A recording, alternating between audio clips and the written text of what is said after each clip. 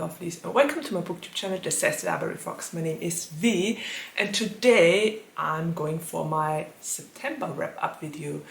It's the end of September. We still have temperatures of 27 degrees, so it's still warm over here, but at least it's not as hot as it used to be about a week ago. So I decided I would sit down and record my wrap-up video. And I think that's the first time ever I actually can show all of the 4 books I read in September. And actually, I'm very proud that I can finally show them. So those are the 4 books I read in September. I finished in September, because quite honestly, that first one has been on my currently reading for months, a year, I don't know. Anyway, I will get to the 4 books I read in September, and I'm not entirely done with the last one, but I will be done tonight because I have to return it to the library tomorrow. So yeah, I will read it. It will be read by tomorrow morning. Okay, this out of the way, let's just jump into the 4 books I read in September. And as I already said, the first book I read was Call Down the Hawk by Maggie Stiefvater. And this book has been quite a journey for me. I started it about a year ago with Sabrina, the Yongi to my Wii. It's about Reid. I'm not entirely sure if she already finished it. We checked in every once in a while, and the last time I checked, she was a couple of chapters, or well, about 25% or so behind me, and I finished it in September, so I don't know how far she got. This is the first book in the Dreamer trilogy, which is more or less a spin-off series of the Raven Boys, or the Raven Cycle at that. If you know me, you know that I love the Raven Cycle and all the characters that are in there. And this series is about Ronan, the dreamer of the Raven Boys. And it's a little bit about Adam as well. I was kind of sad that we didn't get a lot of Adam and Ronan in here. The story is strongly focused on Ronan and 2 other characters that are also involved in the happenings. And as for what it is about, it's basically about the Lynch family and their legacy, and how Ronan became a dreamer, and what that means for him and his family, for Matthew and for Declan. And yeah, I really like that we got a little bit of Declan in here as well. In the Raven Boys and the Raven Cycle in general, I always had the feeling that he is a character you can't really catch, or that kind of eludes you. So it was really interesting to get some backstory and point of view of Declan for once. Poor Matthew suffered a lot in that book. Yeah, it was great. But it's one of those books you really have to read slowly. You have to take your time with this one, because otherwise you might miss so many clues. Maggie Stiefvater is just known for writing a lot of clues into her story, and they will make sense afterwards. But while you read them, you gotta be prepared that you find them, if that makes sense. Anyway, I like to get to know the brothers Lynch a little bit more, and the storyline about the dreamers and the society that hunts them down and wants to get rid of them because they are considered to be a threat. So this was really interesting. It basically set up the second book, and it ended on a cliffhanger, so I'm very curious how the second book will continue. But I think I might take a couple of months off from reading that series, because I will have to concentrate on Mr. Impossible as well. And I'm not in the right mindset to focus that much on a book right now. So I'll probably wait until next year until I read Mr. Impossible. but this one was great. I would rate it with 4 paws. It wasn't entirely what I hoped for, but it was still good, and I'm ready to find out what's going to happen next. So 4 paws it is. Okay, that was the first book, and I'm just going to take a sip of my coffee. It's not a video by me if it doesn't have coffee. Yeah. Okay, next book I read or finished to read, because I actually started it in July, I think. Christy Louise at Dostoevsky in Space made a K-Tropathon, and I took part in that K-Tropathon. Funnily enough, I actually managed to binge watch The Hospital Playlist, season 1 and 2, even though we just wanted to watch season 1, but it was so good. It's really, if you haven't watched that K-drama yet, you definitely should. Hospital Playlist is amazing. It's so good. I love the friendship of all the characters. Anyway, I managed to watch Hospital Playlist, but I didn't manage to finish this book in July, and I only finished it in September now. But I think it was mostly because I wasn't in the mood for something light and fluffy.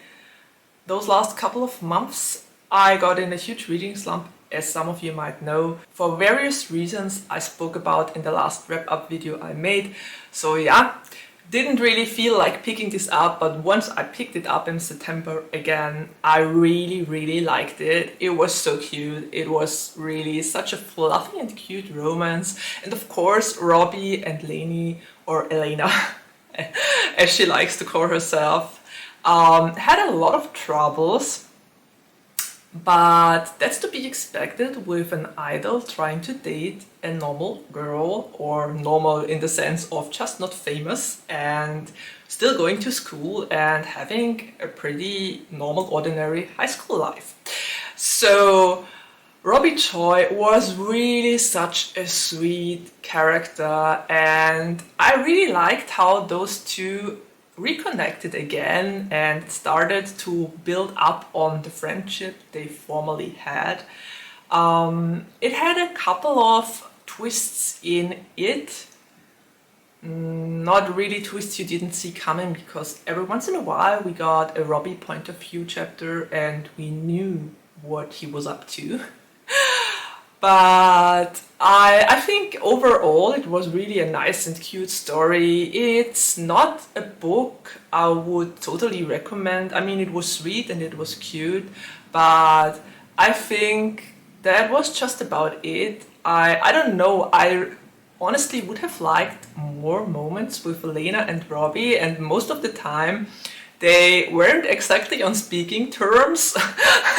So that made it really hard to actually get into the romance.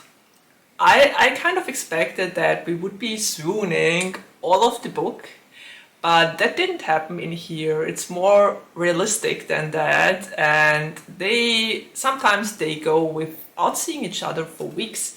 So as much as I appreciate that realistic approach, I still would have wanted more romance. I've had the same problem with XOXO when I read it a while back. I also hoped for more romance and for more romantic moments between the two MCs, but that didn't happen. And I think the same happened in here, which is the reason I would rate it 3.5 paws. It's not entirely 4 paws, but it was good enough. I like to pick it up every once in a while and to continue with the story. But I also found myself being a little bit reluctant to pick it up because I knew there would be drama once again and a lot of embarrassing moments. So yeah, 3.5 paws it is. I would just go with that. It's really a shame because all those K-pop romance books have such amazing covers and they are so beautiful to look at, but in the end they never really truly live up to my expectations. Maybe my expectations are too high, or the K-drama I'm looking for just hasn't been written yet. I don't know. I really love to watch K-dramas, but in books there's something missing. Maybe it's just a me thing. I don't know. Anyway, the next book I finished in September and which I loved. I adore this book. I love it. I want to buy it for my personal library, and that says a lot because usually I don't buy books for my personal library. I only buy them on e-reader and not for here. But this book was amazing. I wanted to read it before Rainboween, and it was this one, Hell Followed With Us by Andrew Joseph White. And I loved this book so much. I wanted to read it before Rainboween so I could recommend it to people if it turned out to be good. And yes, it was amazing. It was so good. I've never felt as seen as when I read this book. Really, there were moments I picked up my phone and wrote Sabrina the line I just read in the book via WhatsApp because I felt so seen and I just wanted her to know it and to experience it with me. And she wasn't even buddy reading the book with me, but she got very curious about it through all my WhatsApp messages. I'm sorry, Yongi, but I just had to talk about this book with someone. And as for what it is about, it's basically about Benji, and Benji escapes a cult that wants him to make Seraph an angel who brings down humankind. But his father and him escape, and well, he finds shelter in the local LGBTQIA+ center. And I just loved the diversity in this book. I loved all the representations. Benji is a trans mask boy, and he experiences a very special brand of gender dysphoria, and it was done so well. And also Nick, the love interest, and Theo, the other love interest. There are two love interests because Benji is actually kind of engaged to Theo, a boy who lived in that cult with him. And Benji gets to know Nick, who has autism, and those two get along pretty well. At first there is some animosity, but they work through their issues, and I love the way they worked through those issues. It was done amazingly. And all the LGBTQIA+ representations we get in here, all the different pronouns, I loved it. It was so good. It's really so good. The only disclaimer I have to make here is that it's very gory. There is a huge religious aspect, and it's very gory. So it might not be for people that don't like zombie movies or that have a sensitive stomach, because this body horror is off the charts. It's really sometimes not easy to take and not easy to read. And also what happened to Benji, the things he went through. There are a lot of trigger warnings that I will write into my written review of this book because, whoa, let's say life in a cult isn't easy, and if it's such a religious driven cult like the one Benji escaped from, it's really, whoa. Yeah. So the religious aspect is really strong in here. If you don't like this in your books, you should just keep away from it and steer clear from this book. And if you're not a fan of gory things and if they make you feel sick to your stomach, you definitely shouldn't pick up this one as well. I absolutely, this is one of my new favorites ever. Honestly, I loved it so much. I can only give this book 5 paws, and it actually would deserve 1,000,000 of paws. It was that good. I loved it. The representation was amazing. I felt so seen. So this was great. And the last book I read in September is Daisy Jones and the Six by Taylor Jenkins Reid. I'm gonna hold it into the cam now. And I'm not entirely through this book yet. I think I'm at about 70% or so. It's basically about Daisy Jones and the Six, how they became musicians, how they produced their albums, what drove them, the ideas behind all the songs on the albums, how they got to know Daisy, how she joined the band. It's done so well. You have the entire book is in some sort of interview style, and all the band members, all the Six and Daisy Jones are interviewed, and the people that accompanied them, their manager and their producer, and everyone who was involved in their lives, even friends or family, talk about how they came to be famous or about their way to fame. And I really like this kind of writing style. It's so interesting. I love Camilla. Camilla is amazing. Billy's a little bit of an ass, to be honest. I don't know if I'm the only one who sees it, but I get why he has that huge ego and why he wants to have the final say in everything. He's just... Musical geniuses are like that. There's usually one person in the band that drives all the others, and you can see that Billy is that person in the Six. And yeah, Billy is quite the morally grey character, but quite honestly, Daisy Jones is very morally grey as well. She does a lot of drugs, and Billy and Daisy crush a lot because of that, because Billy just got sober and Daisy is still doing drugs. And this is really wow. This book is so good. I absolutely love all the references and all the talk about music, the way the characters in here talk about creating an album and about the process of recording it. I could relate so much, because I don't know if you know that about me, but I used to be in a band, or actually in two bands, and with one of those two bands I even recorded an album. It was more like some sort of EP with 4 songs, but we went to the studio and we had a photo shoot and everything, and we played our lines and recorded them, so I can relate to a lot of that, and also to the band dynamics, to people hooking up with other people from the band.